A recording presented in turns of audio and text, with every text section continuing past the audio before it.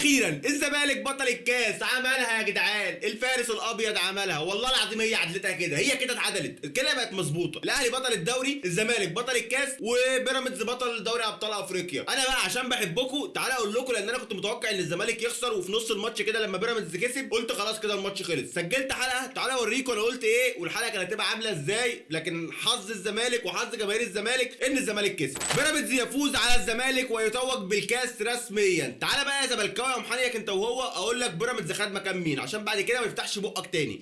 بيراميدز خد بطولتين محليتين على حسابك انت. الاهلي ما شاركش في الكاس الموسم اللي فات، بيراميدز خده.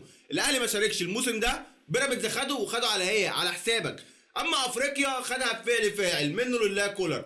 هنا بقى لازم تسال نفسك سؤال، بيراميدز لما بينافسك انت، ما بينافسنيش انا. بيراميدز بيلعب معاه دوري ابطال افريقيا، الاهلي بيلعب دوري ابطال افريقيا، انت بقى فين في كل ده؟ عرفت بقى بيراميدز بينافس مين؟ هو ده اللي انا كنت مسجله، ولكن ملوش نصيب يتذاع، لان الزمالك خد الكاس، والزمالك خد الكاس بصراحه انا مبسوط. عايز اقول لكم حاجه يا زملكاويه عشان تبقوا فاهمين، احنا كاهلاويه والله العظيم بنحب منافسه الزمالك جدا. انا ما بحبش انافس بيراميدز.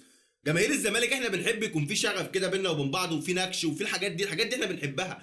انت تاخد مني لاعب، انا اخد منك لاعب، انت تاخد مني بطوله، انا اخد منك بطوله، احنا بنحب النكش ده. جماهير الزمالك دول نصهم اهالينا، قرايبنا، صحابنا، حبايبنا، فاحنا بنحب منافسه الزمالك. على فكره احنا مش من مصلحتنا ان بيراميدز ينافس. بيراميدز عامل حاله جامده جدا، ولكن احنا ما نحبش ننافس بيراميدز، نحب ننافس زمالك، نحب ننافس اسماعيلي، نحب ننافس فرق ليها جماهير عشان احنا ننقش بعض. لكن انا انافس فريق ملوش جماهير هستفاد ايه؟ انا عايز اقول لك على حاجه والله العظيم، بص يعني حاجات دي حصلت حقيقيه. انا النهارده سالت معظم صحابي الاهلاويه نفسك مين يفوز بالكاس؟ تخيل ان كلهم كانوا منتظرين او كانوا عايزين الزمالك يفوز بالكاس. انتوا عارفين ليه؟ لان احنا كاهلاويه احنا بنحب الزمالك. انا لو مش في البطوله اتمناك انك تاخدها عادي. انا لو مش في البطوله ما احبش ان بيراميدز يبقى يخش وياخد المنافسه ويخش ويتحط على القاب واحد واثنين وثلاثه، لا. انا احب الزمالك ينافسني، ما احبش بيراميدز. مبروك للزملكاويه، مبروك لكل الزملكاويه. من هنا انت تقدر تبني، من البطوله دي انت تقدر تبني. لازم بقى تفكر انت احتياجاتك ايه.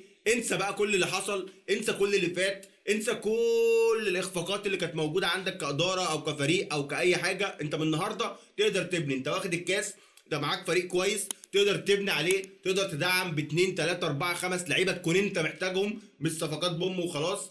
لا، الفكره كلها ان الاهلي عنده معاه 1000 جنيه او معاه مليون جنيه، وبيراميدز معاه مليون جنيه. انت معاك 1000 جنيه، ال 1000 جنيه دي هات بيها احتياجاتك بس. الاهلي وبيراميدز عندهم رفاهيه ان هم ممكن يجيبوا لاعب واثنين وثلاثه وما يكونش محتاجينهم. ليه؟ لان هم معاهم فلوس، لكن انت ما عندكش. فلازم تفكر في الحكايه دي كلها. مبروك لنادي الزمالك، مبروك لجماهير نادي الزمالك، بجد الجماهير دي كانت تستحق بطوله. انا واحد من الناس اهلاوي، بس انا بحب الزمالك واتمنى ان الزمالك يفوز ببطوله والاهلي يفوز ببطوله، ونقعد نبقى ندات لبعض كده، ونقعد انت تاخد مني وانا اخد منك، انت تديني وانا اديك. هي دي الكوره، الكوره للجماهير يا جماعه، الكوره للجماهير. انا اروح دلوقتي ماتش مثلا نهائي بين الاهلي وبيراميدز، اروح انا اشجع نفسي، اروح مفيش حد بينافسني، لكن انت تعمل دخله وانا اعمل دخله، انت تنكشني وانا انكشك. هي دي الكوره، الكوره للجماهير. مبروك لنادي الزمالك، مبروك لجماهير نادي الزمالك، مبروك لناصر المنسي، لان ناصر المنسي ده والله العظيم اقسم بالله لعيب قلب ابيض. يعني انت لما تبص في وشه كده تحس ان هو لعيب سالك، وعشان هو لعيب سالك ربنا بيكرمه. مبروك لكل جماهير نادي الزمالك، وانتظرونا كمان شويه او بكره الصبح ان شاء الله في فيديو تقديم احمد سيد زيزو عشان ننكد عليكم. سلام.